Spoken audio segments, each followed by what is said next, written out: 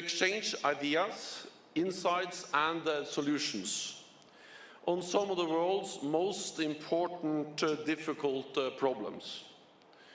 Today we need the spirit of Davos even more. Sorry. Yeah. President Putin's war on Ukraine has shattered peace in Europe. It is really a game changer, not just for European security, but for the global order. NATO has two fundamental tasks in response to Russia's aggression: providing support to Ukraine and preventing the war from escalating.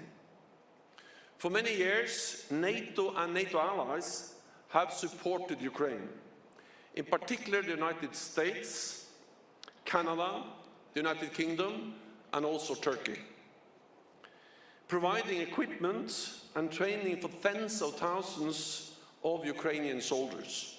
We see the difference this is making every day on the battlefield.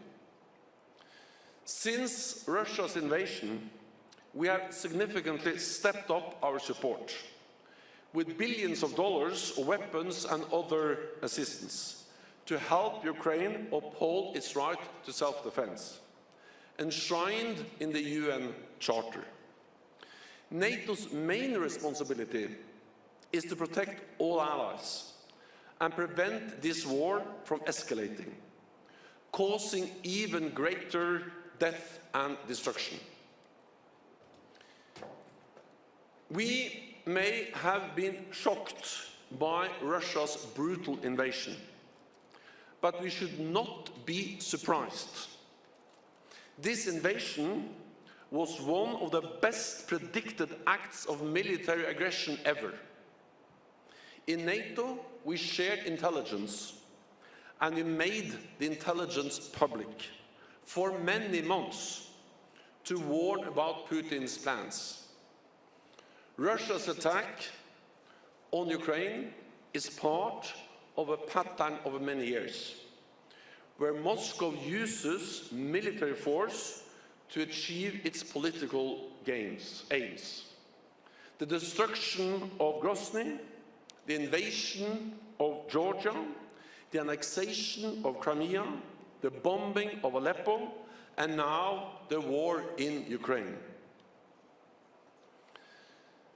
Since the first invasion of Ukraine in 2014, NATO has been adapting and preparing, with increased defense spending and invested in modern capabilities. We deployed combat-ready battle groups in the eastern part of our alliance for the first time in our history. We increased the readiness of our forces and established new defense domains, including space and cyberspace.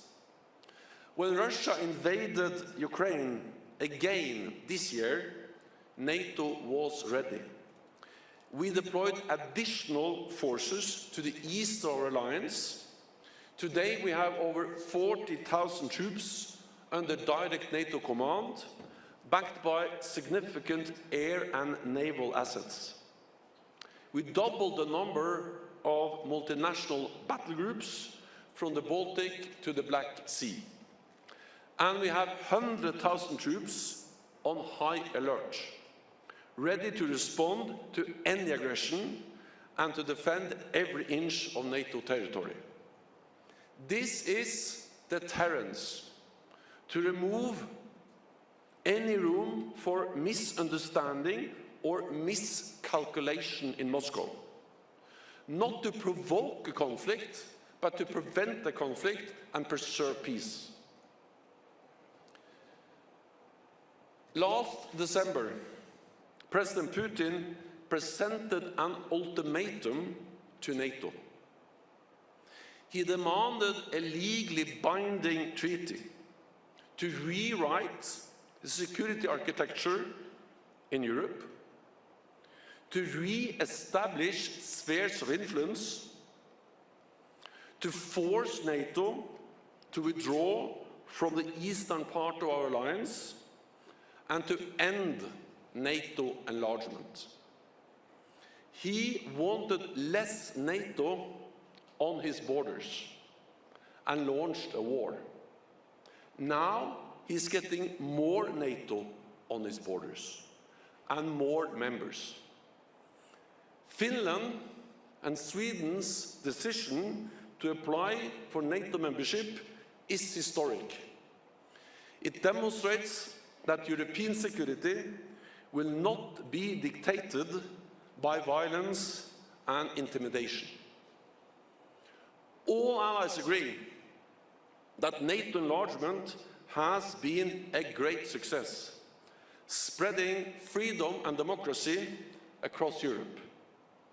So I'm confident that we will be able to find a way to address all allies' security concerns and welcome NATO's closest partners into our family of free nations. In the meantime, NATO is vigilant in the Baltic Sea region. Allies have increased their presence. We have stepped up exercises and deployments, and for the first time ever, a US amphibious ready group has been placed under NATO command. Finland and Sweden's membership would also strengthen the close bond between NATO and the European Union. European security and transatlantic security are deeply intertwined. Today, close to 600 million Europeans live in a NATO country, and 93% of the EU population is protected by NATO. The ever closer coordination between NATO and the European Union has been critical for dealing with the current crisis. And as you just heard from Ursula von der Leyen, NATO allies and the European Union have imposed unprecedented sanctions on Putin's war machine. Countries from Switzerland to South Korea have joined us and also applied sanctions. And hundreds of international companies have pulled out of Russia. These massive sanctions remind us of one of the important lessons from this conflict: that we should not trade long-term security needs for short-term economic interests. The war in Ukraine demonstrates how economic relations with authoritarian regimes can create vulnerabilities. Over-reliance on the import of key commodities like energy, risks created by exporting advanced technologies like artificial intelligence, and weakened resilience caused by foreign control of a critical infrastructure like 5G. This is about Russia, but also about China, another authoritarian regime that does not share our values and that undermines the rules-based international order. International trade has undoubtedly brought great prosperity. I, and many of us here today, including Børge Brende, have worked hard to promote a more globalized economy. But we must recognize that our economic choices have consequences for our security. Freedom is more important than free trade. The protection of values is more important than profit. At the NATO summit in Madrid next month, NATO leaders will make bold decisions to continue to strengthen and adapt our alliance, for this more dangerous and competitive world. The conflict in Ukraine has underlined the importance of Europe and North America standing together in NATO and of working with our like-minded partners around the world to defend our values and promote peace and prosperity. In the spirit of Davos, I count on you too. Thank you.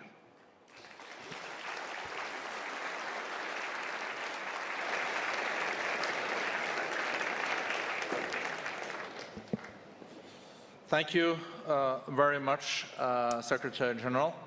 I just wanted to follow up on your last points related to values. I think you said something to the effect of that we have to be willing to face the realities and pay a price for our freedom. And what have we done in the past, in hindsight, that you would have done differently, and how will this affect future policy? Are you addressing the Nord Stream 2 indirectly? Yes, not only indirectly, but directly. I think we all have learned a lesson.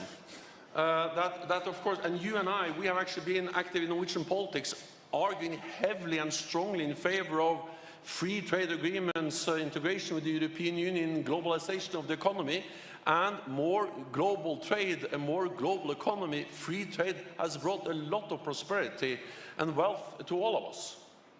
But the problem is that it has a price. Because some of this trade, some of this economic interaction with authoritarian regimes is undermining our security. And then we have to choose security instead of vulnerability and over-reliance on authoritarian regimes. So this idea that, we should have free trade in natural gas, meaning we can buy as much gas from Russia as we want, that's wrong. It's dangerous. It provides Russia with a tool to intimidate and to use against us. And that has been clearly demonstrated now. I regret to say it, because I remember back in the 1990s, I was Minister for Energy in Norway. We actually thought that we could expand the European gas market with supplies from Norway, from North Africa, and from Russia together. Trade with China, of course, there are huge benefits. I'm not arguing against trading with China, but I'm saying that, for instance, the control over 5G networks is of vital security importance. And we cannot say that in the interest of profits and free trade, we just open up those networks also for suppliers that actually are not reliable when it comes to our security. And then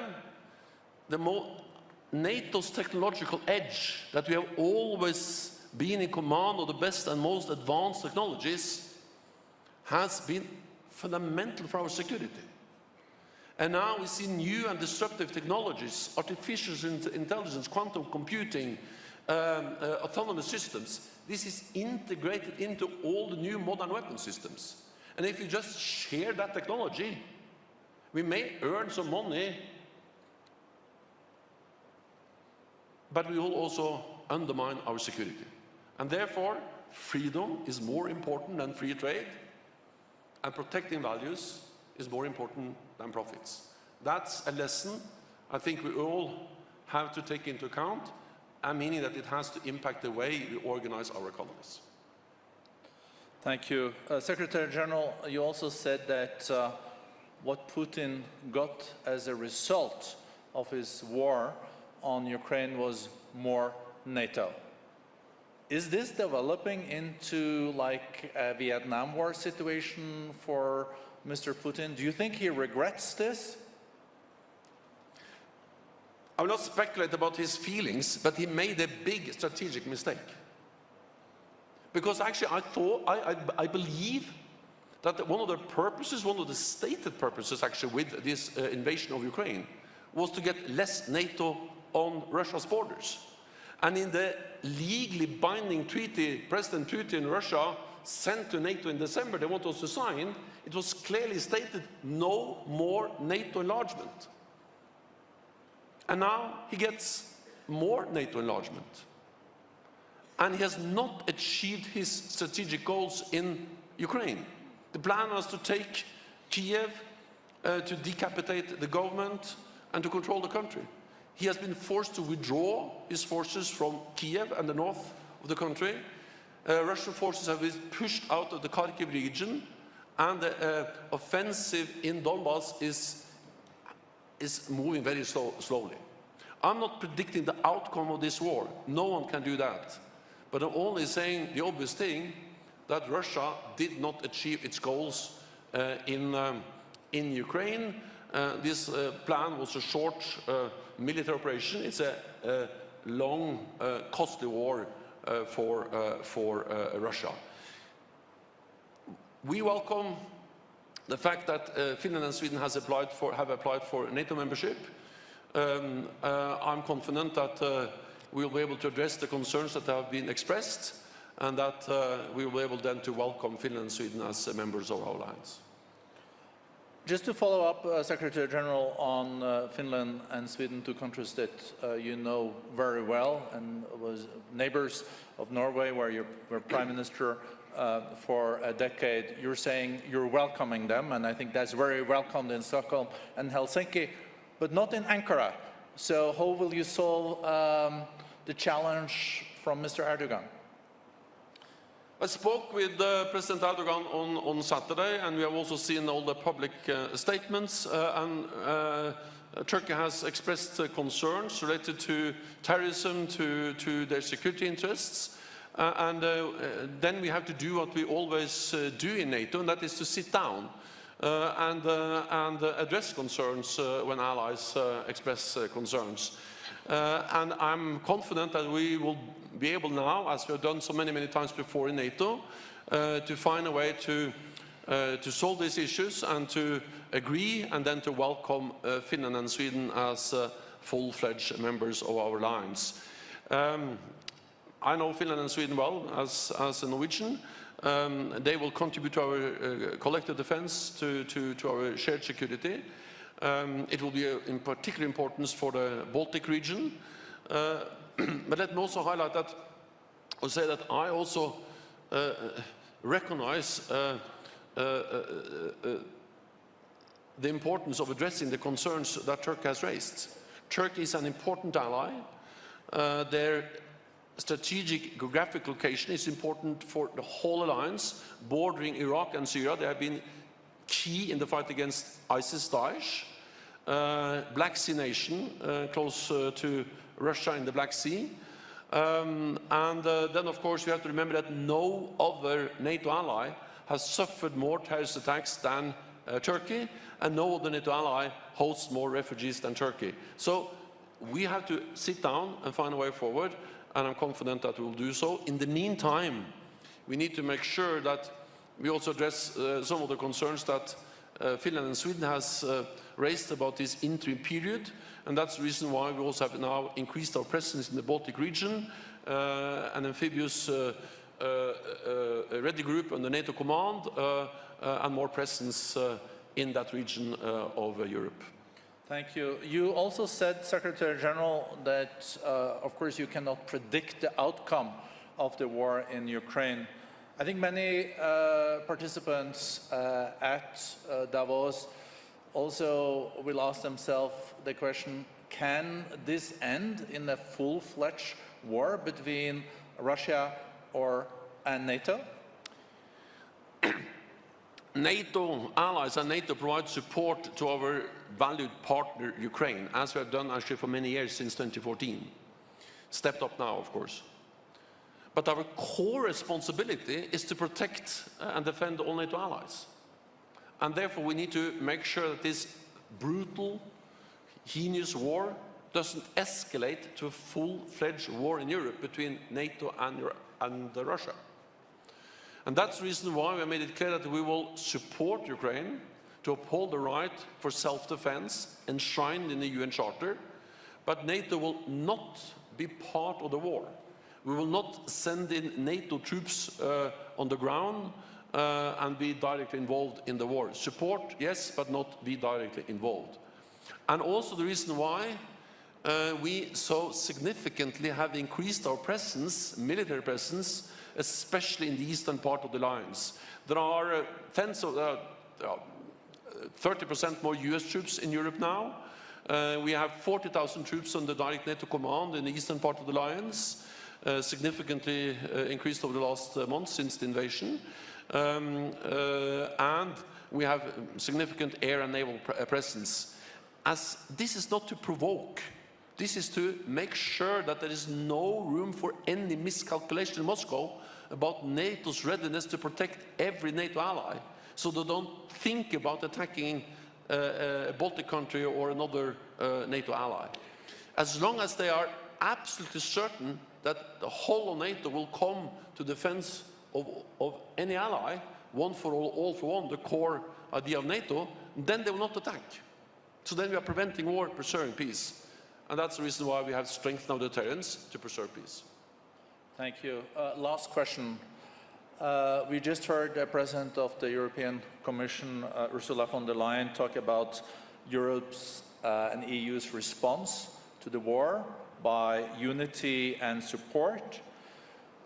How do you feel about the prospects for a closer cooperation between NATO and the EU on security and defense matters moving forward? So I strongly believe in cooperation between the European Union and NATO, and Ursula von der Leyen and I, we meet regularly. I meet President Charles Michel, we meet at different levels and in different ways, and I'm proud that since 2014 we have been able to lift NATO-EU cooperation to unprecedented levels.